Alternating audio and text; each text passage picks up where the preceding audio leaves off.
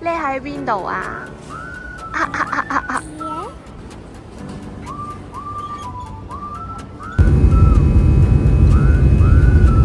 现在是当地时间下午的2点49分。沖繩 B B 你喺邊啊？耶！沖繩。咁然後咧，我哋要去 shuttle bus， 去搭 shuttle bus 先可以去到租車公司。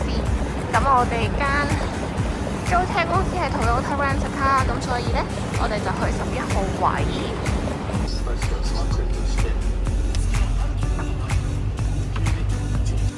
個租車程序同以前有少少分別，而家咧就用電腦入晒自己啲資料先，跟住揾翻個 booking，咁就可以節省咗 counter 嘅時間。咁呢部電腦都幾好嘅，可以揀翻繁體。咁入完晒啲資料之後，俾埋錢啦，你就會有一張咁樣嘅嘢，跟住之後咧就可以直接去 counter 嗰度俾職員，佢就會做埋之後嘅步驟，然後我哋就可以攞車啦。轉左，然後轉右。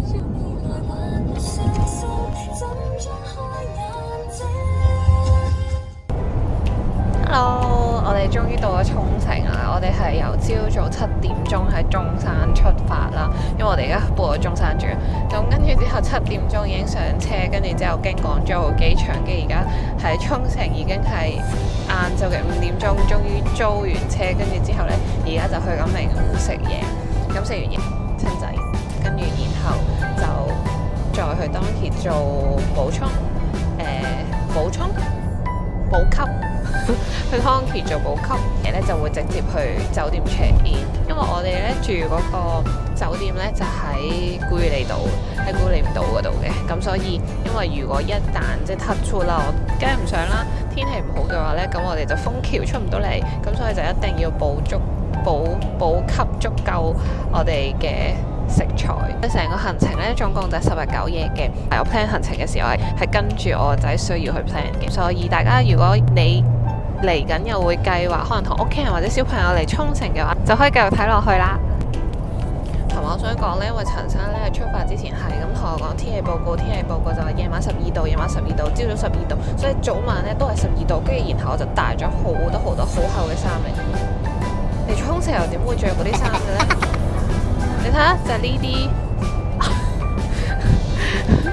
應該我帶嗰啲就會再薄少少嘅，但因為今朝出發嘅時候呢，係突然之間翻風啦，凍咗極多，咁所以我而家喺入邊仲有幾 heat， 但係我嚟到沖繩就發現好熱啊！架車幾好，突然好似有啲傷感，因為大家都肚餓啦。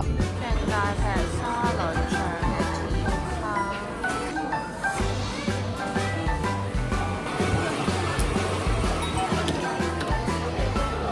第一個5碟啫喎，就有扭蛋。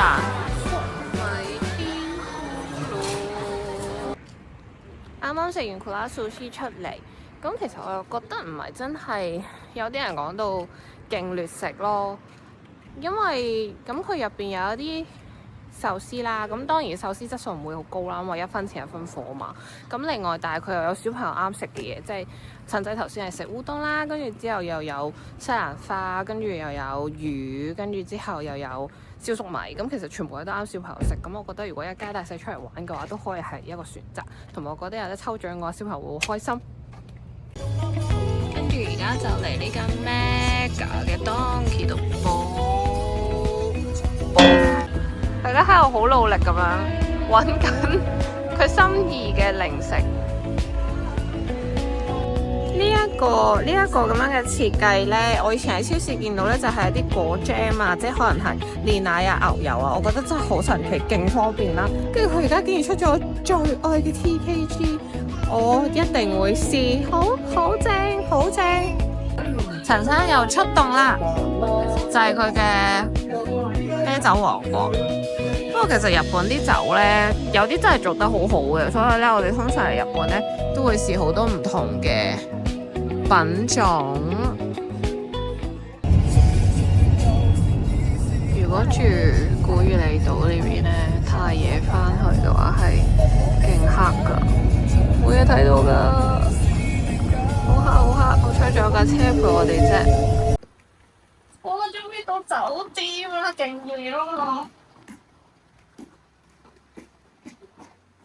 佢係冇人嘅呢間酒店，咁所以就全部都係 self check in。請無視我哋啲鞋真係好混亂啊，因為翻到嚟已經好夜。咁我就擺咗 BB 車喺度。呢度呢就係入門口，呢度就係第一個洗手間啦。然後呢，就落樓嘅，有2層嘅。跟住呢度係個 living room， 有埋 Dyson， 有埋 Dyson 可以吸塵。呢個請無視我哋嘅凌亂。咁就喺度食飯啦。然後呢度就係睇電視嘅地方。跟住呢度門後邊呢，係垃圾桶。啲日本仔真係對美感有啲要求，係幾好嘅，我都幾中意咁樣收埋垃圾桶。洗廚房擺啲用具，時間關係，跟住拎咗水壺出嚟，跟住入邊啲用具其實都幾齊全，有碟啦、煲啦，佢可以用個電磁爐煮嘢食啦，跟住呢度有餐具都好齊，跟住之後我見電飯煲都有啊，電飯煲啦，跟住然後咧，因為佢係可以 order shabu shabu，所以佢就寫咗一個使用禁止。租呢啲嘅好處咧，就係勁似屋企，好正，去旅行都似屋企嘅 feel。哇！其實我真係好中意大雪櫃，有個情意結，勁新鮮嘅嘢食啦，跟住喪飲 Orion 啦，呢度仲有2支玻璃，隔離仲有呢個榻榻米嘅位，帶小朋友嚟就超級啱。如果你人多嘅話，除咗下邊嘅睡房，呢度仲可以開闊湯嚟瞓。呢個係樓下嘅第一間睡房，我哋拍埋咗2張單人床，跟住有衣帽間，跟住呢度就有個單廁，呢度就另外有一個旗杆嘅浴室，呢個係細啲嘅浴室。跟住第2間嘅睡房，呢度係有個好大嘅衣帽間。跟住然後最入呢個位就係另外一個浴室，有洗衣機，又有乾衣機，跟住就係浴缸。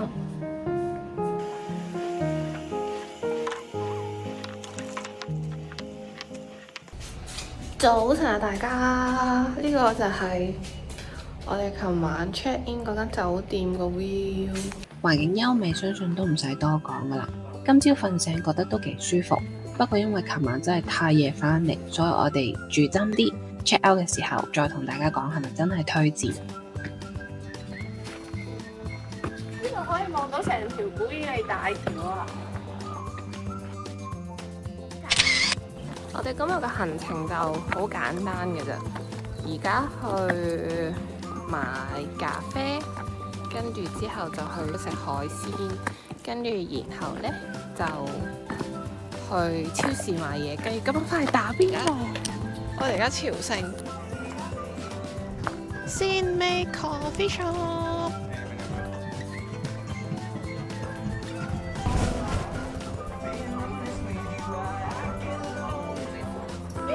跟住之後，佢呢邊側邊有個地方係可以企喺度飲嘢。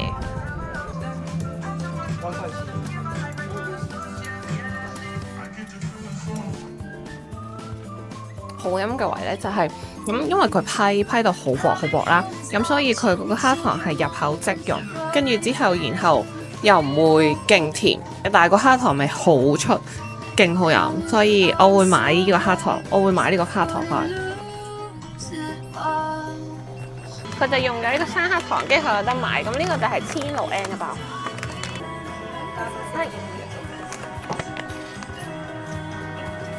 係啊，都真係好好味啊！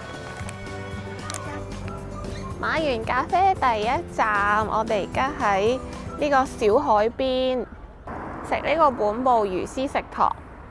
佢個營業時間係朝早10點到晏晝4點啦，所以係3點半。呢個係今日嘅試餐，勁大個燒吞拿魚膠喎！的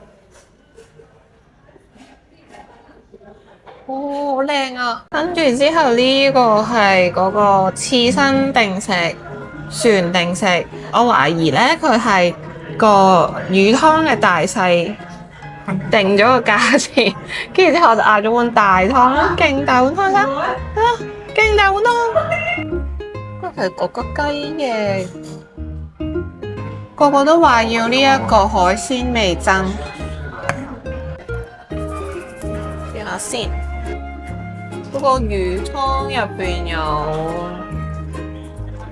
好多魚肉嘅，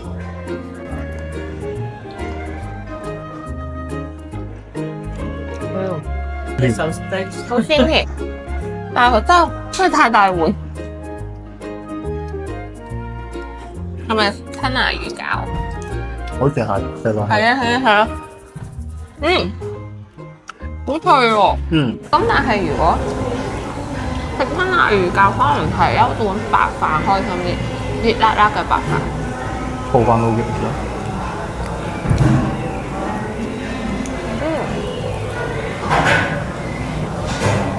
幾好食喎個海鮮味噌。係啊。但係佢係要雪嘅喎，我買唔到翻去喎。哇！嗰個刺身隔離咧係有個海鮮味噌喺度啊，跟住我哋試下唔係啊，係咁刺身啲汁。點海鮮味噌個。哇！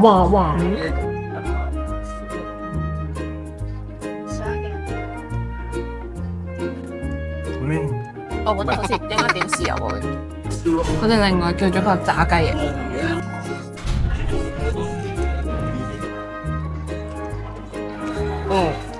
都好味。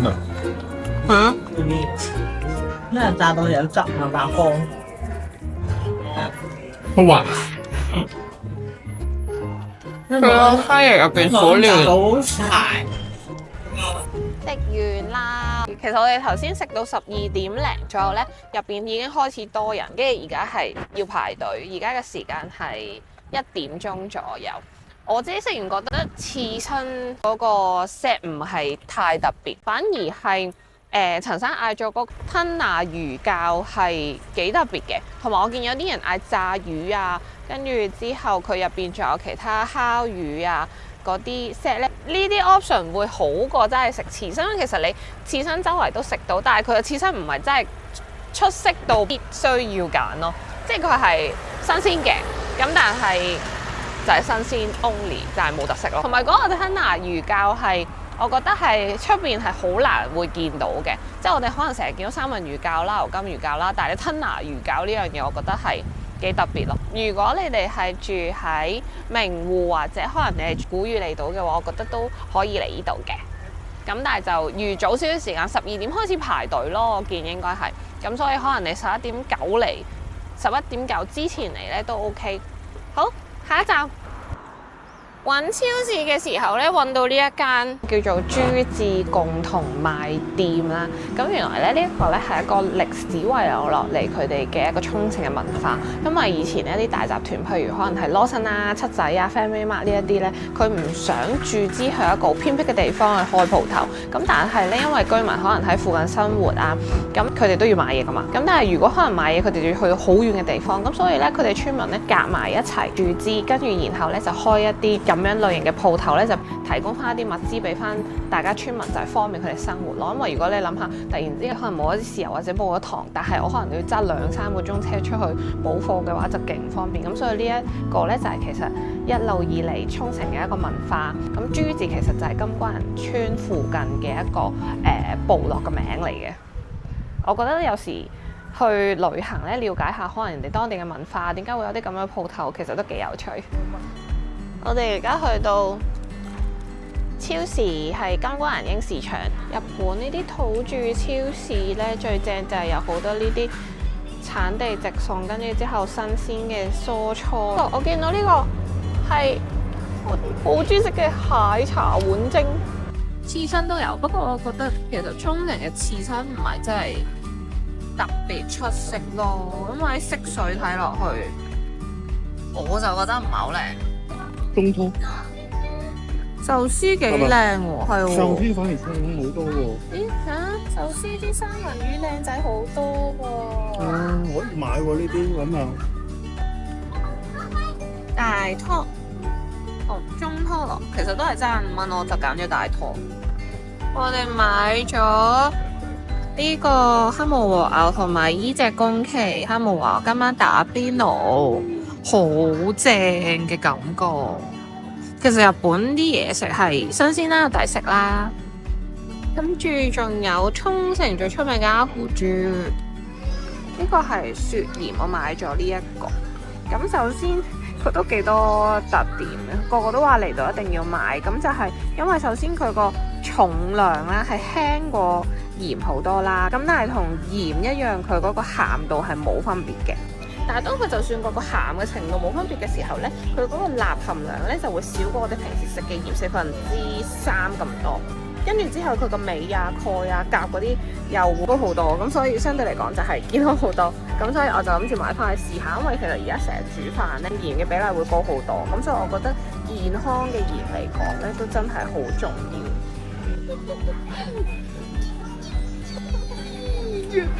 呢個位呢，就係喺去入古宇利島之前，呢條古宇利大橋喺入古宇利島之前，咁佢就有個停車場，咁就有一個少少嘅地方可以影個相。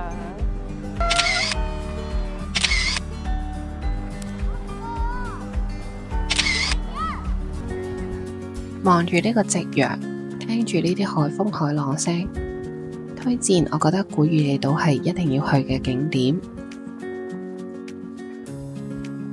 返到酒店就開餐啦，推薦大家如果用 Sukiyaki 湯底可以加啲麥茶，會冇咁膩㗎。いただきます。